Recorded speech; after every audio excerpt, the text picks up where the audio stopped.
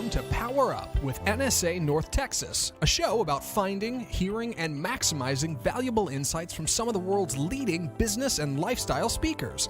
Each week, international keynote speaker and National Speakers Association North Texas chapter president Betti sits down with some of the most exciting speakers this side of the globe to hear from these subject matter experts what's making a difference in business today and learn all there is to know about people, profits, and productivity in business from some of the world's best motivators. This is Power Up with NSA North Texas. And now, here's your host, Betti.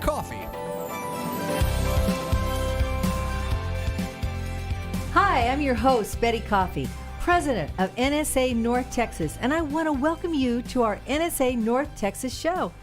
The NSA National Speakers Association is the premier organization for professional speakers. Our members reach audiences as thought leaders, consultants, coaches, trainers, educators, humorists, motivators, and we do it every day. This show is going to give you the opportunity to hear some of the cutting-edge topics, some of the issues, and some of the messages that organizations are finding very, very important in their organizations and meetings and moving forward today. And you're going to hear about the results and the ideas that can come from that from our own subject matter experts, our members at NSA North Texas. I'm so glad today to have Julie Alexander as our guest. Julie is a speaker, author, consultant, and coach. She creates dynamic and productive workplaces and moves people from just being okay to all the way to awesome. For more than 20 years, Julie's been at this. She has served clients from a variety of industries, including healthcare, education, manufacturing, technology, energy, legal, and financial services. Her company, Great Teams, Great Results, is located here in the Dallas area. Julie believes that great people create great teams and great teams create great results. It all kind of comes together. She is passionate about helping people learn their skills and cultivate attitudes necessary to achieve happier, healthier lives and successful business outcomes. Our topic today is creating a positive and productive culture. I'm so happy you're here. Welcome to the show. Thank you so much, Betti. It's my pleasure to be here. I always love visiting with you. Okay, Miss Julie. So tell me, you've got a fantastic topic here, creating a positive and productive culture. What caused you to be interested in this topic? Well, I have to admit, Betti, that it was actually a very personal reason, something that led me to do this. I'd been speaking and training and consulting for a number of years. But the thing that really caused me to focus on workplace morale and making a positive culture came from my husband. He was in a job that he absolutely hated. And the reason was not about the job, not about the work, but because of the culture. It was negative, it was backbiting, political, gossipy, and it all originated with the leader of the organization. And every day he would come home from work, and in my little cheerful way, I'd say, well, how was your day? And he would say, awful. And it was affecting every aspect of our lives. It was affecting his health, mentally and physically. I could see that he wasn't being a very good employee because he was calling in sick at every opportunity. Really? And so it made me really realize the impact that workplace environment has on the home. And of course, vice versa. You know, we tend to pack up our problems from work and bring them home, and then we pack up our problems from home and take them to work. That's true. And so it just became a passion for me to help people have a positive work environment. It makes all the difference in the world. We spend more and more time at the workplace now. Oh, absolutely, we do. And I've often talked to people, I say, you know, we spend so much time at the workplace. You got to be in a good environment. You got to be doing something you love to do to be productive and to be successful. Absolutely. And it's very, very hard. If you're not happy and it's got a lousy morale going on, it's very, very hard to be productive. And the interesting thing, too, and I hear this from some of my corporate clients, is that they say, well, you know, what really matters is they just get the job done. You know, that's all we care about, just getting the job done. But what they have to be convinced of sometimes is the fact that the workplace morale affects the bottom line of the organization. Right. And it's that really gets their attention. Right, right. And it's something that can be changed. Oh, absolutely it can. Right. Absolutely it can. So let's expand on that a little bit. Why is workplace morale so important? What difference does it really make, and does it take a long time to make the change? To answer your second question first, the answer is yes. Yes. Unfortunately, it doesn't Not happen. a quick fix. Unfortunately, it doesn't happen overnight. And to answer your first question, what difference does it make? You help me out on this, okay? When morale is low, where is productivity? Low. When morale is low, where is absenteeism? High. When morale is low, where is turnover? Oh, high. When morale is low, where is stress? High. When morale is low, where is customer service? Oh, low. Low. Because people are not willing to serve others if they don't feel they're being served themselves. And so That's right. consequently, when you add all these circumstances together, it does indeed affect the bottom line and also just the general job satisfaction that people bring to the workplace. That's right. I love that. I love that analysis. Did I get all my questions right? I think I got all my You questions did really well. Thank you. Yes, yes. A+ for you. Thank you. But that's so true. It is. That's yeah. so true. It affects everything, and then it affects your health and Oh, your absolutely. mental being and the way you think. And we're entering into a new year here, so it's like we gotta think positively. We gotta go after 2019. And so much of everything that we do, it really comes from our thoughts and our feelings. Mm-hmm. And when I work with my coaching clients, that's one of the things that we really work on, is to help people understand that how they think, what they're thinking, affects their feelings, and their feelings drive their actions, and their actions drive the results. And we're not that good at actors or actresses, We're are not we? very good at that. It no. shows. It oh, shows. It shows. It shows. And we try to hide it, but Yeah. it leaks out. I love it when there's an analogy out there that when the husband comes back from work and the wife and they meet towards the end of the day when she might be working too or whatever. How was your day? Well, what's wrong? Well, what's wrong? Well, did I do something wrong? And it creates all these issues and problems, and it was just started with, a lousy morale day? at work. Yeah, how was your day? Yeah, exactly. Why aren't you talking to me? Why aren't you talking to me? So- Because I don't want to talk to anyone. That's right. That's right. But they Yeah. want, all that miscommunication. So let me ask you a question, because leaders are saying, okay, maybe our morale in our organization, we're trying to hit numbers, we're trying to be productive, we got to be profitable, we have all these challenges ahead of us, which every organization has out there. Everyone. And they're saying, okay, I'm willing to listen. What is it? What do people want? Oh, people, most people would say that people want more money. Well, yeah, we all want more money. We'd like to have that. But I think that what people really want is to feel valued, to feel that their work matters, that they matter, that they are an important part of what's going on in the organization, that they contribute, and they want to just feel a part of it. And very often there's isolation in the workplace, and so much of it, Betti, boils down to communication. In workplaces, we see a lot of hot tempers and cold shoulders. Oh, that's a good way of putting it. Yeah, Yes. People will either explode in their communication or they shut down and don't talk. And both of those, the extreme 180s of that, Right. Neither one makes for a very pleasant work environment. That's so true. It's a good way of putting it. I never really thought about it that Yeah. way, but that's true. So when you talk about the workplace being a safe place, a safe place, what do you mean by that? Well, obviously, it's not that you have a comfortable chair and you Right. don't have boxes or wires to trip over. Right. For what we talk about in having a safe place to work is a place where people feel that they can be themselves, that they can express their opinions without retribution, Very important. that once again, that their ideas matter, that they are heard, that they will not be thrown under the bus in a meeting, they won't be ridiculed or embarrassed in front of their peers. And it's a place where they can absolutely be themselves, within reason, of course, Right. but so that they can be creative and work and accomplish the mission of the organization as well as their personal goals. I love that. And that's so important for our younger employees today moving into the workforce. They want to feel connected. Absolutely, they want they to do, feel sure. that their ideas are important, that their suggestions are actually heard, and that people are listening.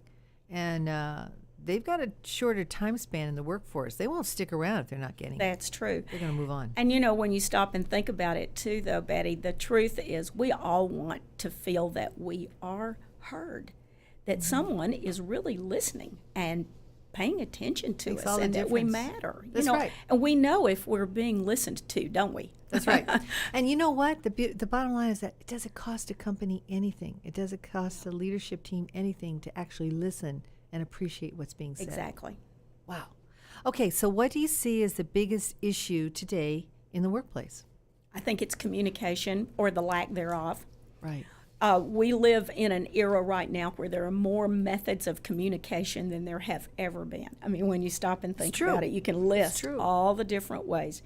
And so there are more ways of communication, but it seems that there is less understanding. Oh, that's so true. More ways to communicate, but less understanding. And we want to depend on our electronic devices, on our email and our texting, and yet the very best way to communicate is just that old-fashioned eyeball-to-eyeball or voice-to-voice kind of communication, because then you really get the real message.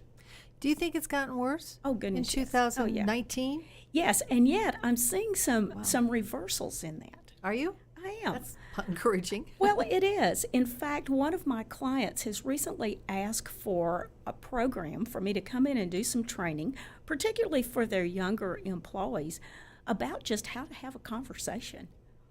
And you think, wow, that's unique. And yet, conversation is the beginning point. That's true. And it's not going to change, is it? No, it's not. No, it's not gonna change. Not anytime soon. When I have listened to you speak, you've talked about the 3 different levels of communication. What are those? Well, the first one is what I call small talk. And small talk is big talk. The reason I say that is that it is through small talk, just our getting to know each other. That's the basic foundation of moving to the next level. And the next level is the deeper, more personal kinds of communication, where I really get to know what you're thinking and what you care about, what's important to you. And then the third level of communication is the one that most of us dread, and that is the difficult conversation. We all have to have them. We've had them. Some of them, most of them have not gone well because we don't know how to prepare for them, and we often go in a high state of emotion. Cold turkey. And just, I'm going to talk to him and get it done.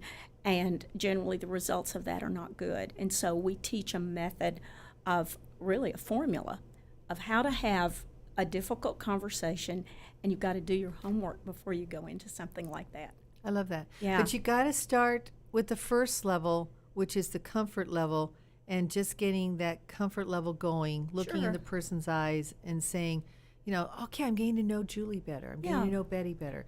And then based on that respect level, and I'm sure the authenticity and transparency is built into that. Right, Then sincerity. it keeps sincerity, right? And really listening. Then it builds, and then it makes it, you're more adept to those difficult conversations. There are so many people that are not comfortable with small talk. They will tell you, I hate small talk. I hate having to go to a party or go into a business situation where I don't know people. I don't want to talk to these people. I don't want to talk about things that are insignificant. And yet, But you got to. You have to. It's that insignificance, what appears to be insignificant, that opens doors. And so we teach some questions. It really starts with asking questions. Is it easier for men or for women Oh, it's probably easier for women. Absolutely. You know, you sit down next to a woman in a beauty shop or at the doctor's office or on the airplane, and by the time you're finished, Oh, you know each you other know well. everything. You know all their surgeries. That's true. That's and true. everything. Yeah. Yeah, but I think women are more adept to that. Yes. But I also see men now, as we move towards 2019 and 20, I see them becoming more conversational. They have Right. to work at it a little harder, but they are more conversational and better at listening. Because they realize they're beginning to realize the value. At least the smart. But we've got to people- teach our kids that. Yeah, we do. Get off yeah. the electronics. Yeah. I hear you. You publish a very interesting monthly newsletter. It's called Great Days E-Tips. Right. What's the focus of that publication? I know it's been very successful. Tell me about the focus of that. Okay. Excuse me. We've been publishing Great Days E-Tips since 2003. So every month it is a short little newsletter, kind of a blog, I guess you would say, that gives people tips and tools and techniques for having more great days both on and off the job. Because that's what we want, isn't right. it? That's you know, right. we all want to have great days. And we also realize that when you pile up a bunch of great days, you end up with a great life. And hey, that's what we want.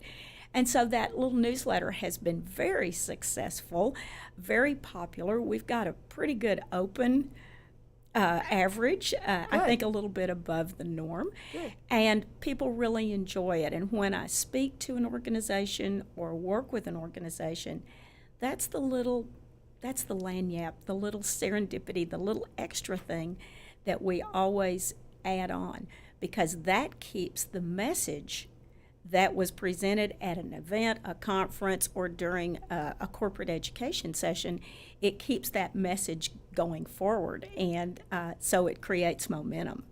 I love that. Yeah, so we really enjoy that. In fact, I would love for anyone who is listening or watching this podcast to sign up. We promise not to bug you. We don't. Doesn't cost anything. Doesn't cost anything. We're not going to sell your name to anyone, and we promise not to bug you too. We're not going to send you a bazillion emails. We all get enough of Good. those as No it kidding. is. Yeah, No kidding. I love that. But I've looked at your newsletter, and it's very, very sharp. Thank you. Very informational. Thank you. And not just informational, but beneficial. Well, thank you. It helps I appreciate people go that. back to that. Thanks. In one of your recent newsletters, I love this. There was a subject line that says "cheesy Weezy," and I wasn't sure that made me hungry right off the bat. But tell me about cheesy Weezy. Well, I got the idea of Cheesy Weezy from one of my grandchildren. My youngest grandson is Luke, and he is in kindergarten.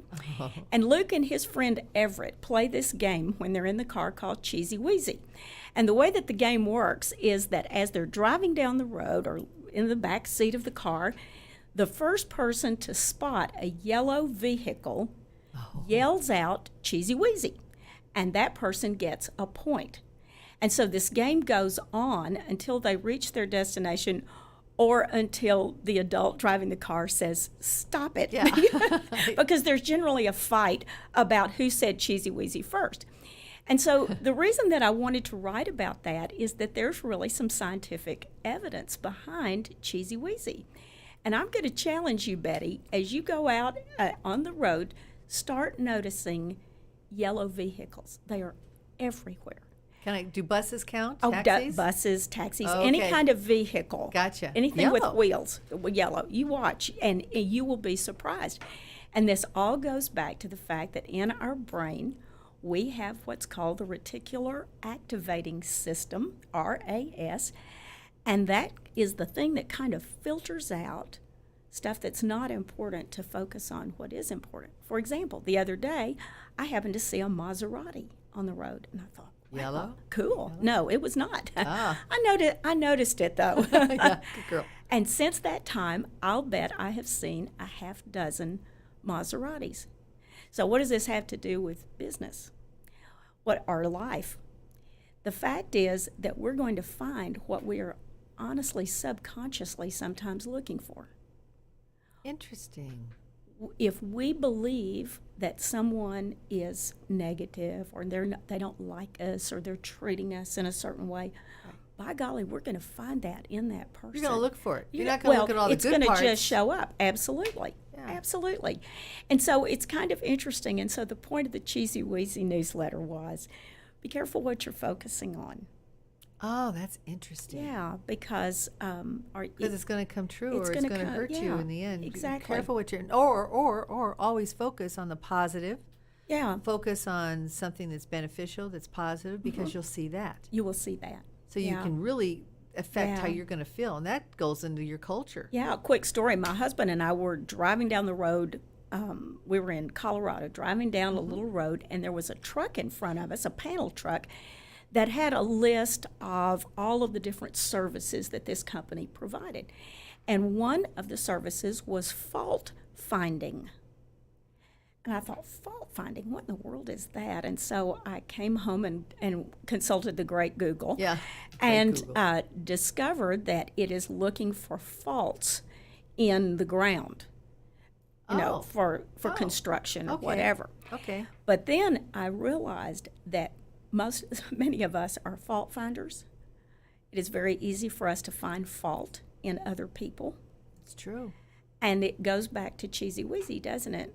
It sure does. Yeah, it's so easy to find fault in other people that we tend to be fault finders. Gosh, so we could just turn that little corner and say, instead of looking at the faults, I'm going to look at the positives. Exactly, because there are faults and there are positives in everyone. I mean, we all have it. That's right. I love that. I love that analogy. I'll never look at another yellow vehicle the same way. No, you won't. I challenge you to play Cheesy Weezy. Okay, it's a deal. So tell me now, you are a coach, a consultant, a speaker. Tell me how you work with organizations. What methods do you use to help them? Well, we work in several different areas. First of all, of course, I'm a speaker. National Speakers Association, North Texas chapter. Premier organization. That's right. And so when people invite me in to speak, I often say this is like a happy meal. Okay? I can come in and I can entertain you and give you some information for an hour or 90 minutes. And that's kind of the happy meal. The next level of working with an organization is to really go in and see what's up.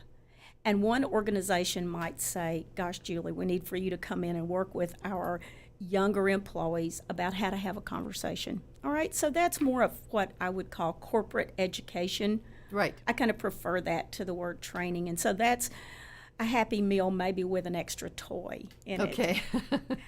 And then there's what we call the full meal deal. And the full meal deal is for those organizations that really want to change the culture of their organization. And like you say, it doesn't happen overnight. No. And so that's when I come in and I become part of the team. And we often start with just interviewing every single person, at least all the key people, and saying, what do you like about your job? What would you like to change? What's working? What do we need to work on? And then what actions do you think we need to take? And then I create a summary statement for the executive, the person who brought me in, certainly not revealing who said what, but just to get a general consensus. And that's where we start. And then we go from there and provide whatever kind of corporate education or coaching that organization needs to reach their goals. I see the benefit of that. I really do. And if you are an organization, you think you can do that yourself, you really can't. No, you really can't. You've got to get the candidate. You got to build the respect and the trust of who you speak with. But you're coming from the outside with a fresh perspective, fresh eyes, and knowledgeable in what kind of questions to ask.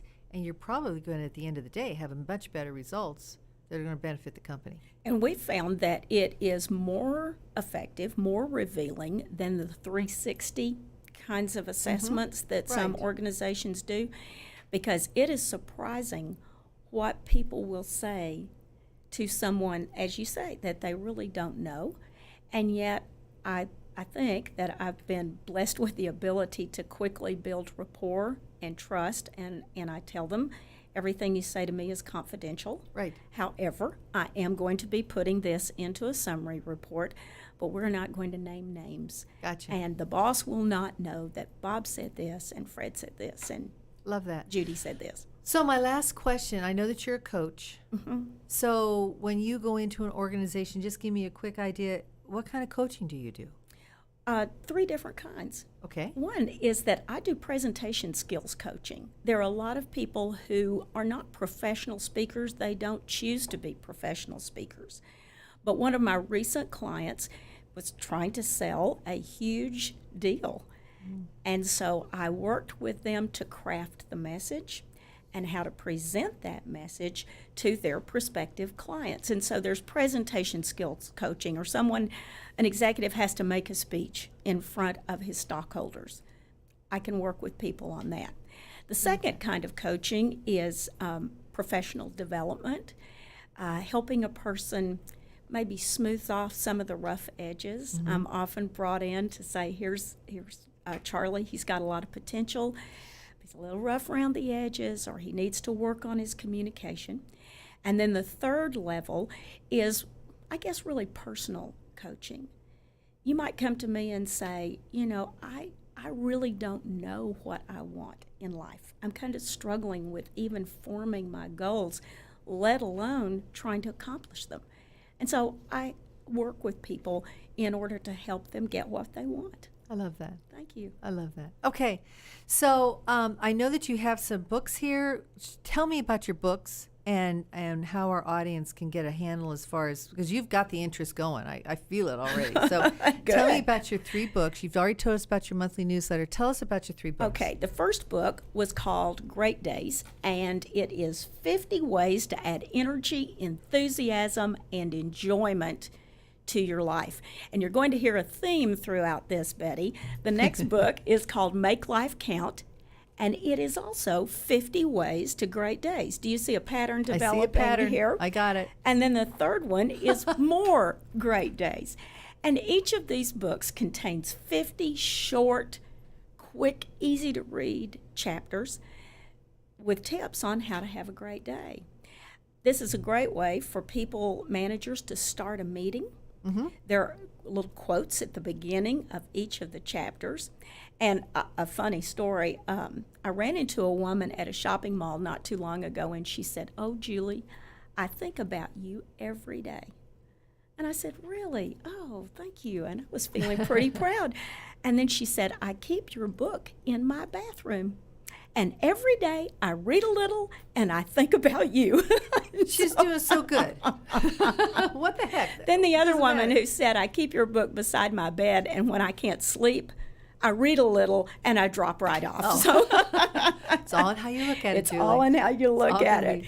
Yes, and so the books are available through the website, but also if any of the listeners or viewers of the podcast will either send me an email or call me, I'll give you a discount on the cost of the books. You're and awesome. ship it for free. Oh my gosh, that's Yeah, a I great know. deal. How can you turn down a deal like that? So very quickly, how can our audience contact you? Sure. Well, a couple of ways. There are a lot of ways to contact people. My phone number is 972-240-5717, or you can email me at julie@juliealexander.com, or just go to the website. We'd love to be in touch with any of the listeners or the watchers of this podcast. And the website is juliealexander.com. Really easy. It's Yeah, easy. It's easy. Okay, so as we're winding up here, what are your last words? What do you want to leave the audience thinking about today? What do you want them to retain? What I'd like for you to retain is this, that we talk about going from okay to awesome for individuals and for organizations. In order to do that, the thing that we try to drive home is that whether you are an individual or an organization, your success or your failure actually depends on just 2 things: the choices you make and the actions that you take. Awesome. That's it. Choices you make, actions you take. That's I it. love it. Yeah. You've been fantastic today. Betty, Thank this you. has been so fun. Thank you. Yes, Thanks and I've for learned inviting something. me. I love Thanks. cheesy Weezy. I love Happy Meals. I love yeah. I'm hungry. We approach things from a very simple standpoint. Thank you. Thank you for being here. Thank you, And Betty. thank you for being here on our show today. Remember, it's all about powering up, powering you up to be better, faster, and stronger. Thank you. See you next time. Thanks for listening to Power Up with NSA North Texas. To find out more about today's guest or NSA North Texas, visit www.speaker.org. To find out more about Power Up, visit our Facebook page at www.facebook.com/groups/NSA North Texas. And to find out more about Betti, visit www.betticoffeepresents.com.